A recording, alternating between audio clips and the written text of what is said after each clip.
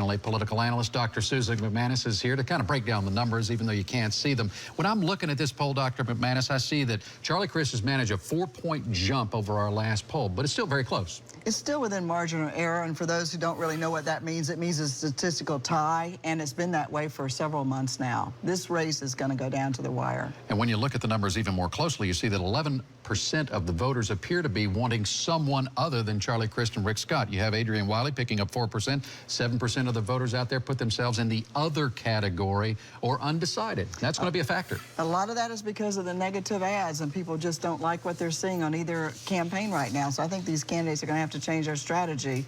But you are going to see Wiley get a lot more attention because he's going to be included in some of the gubernatorial debates, and people will know more about him. And there's movement in Central Florida. I noticed when I looked at our poll, he now leads in our area by 8 percentage points, and Rick Scott is leading by 12% in Southeast Florida. You still think that South Florida is a key, though, for victory when it comes for Charlie Crist. But you also can't discount the I-4 corridor. And one of the reasons that Crist has done better here lately is he's finally started advertising on television. For a while, he wasn't running nearly as much.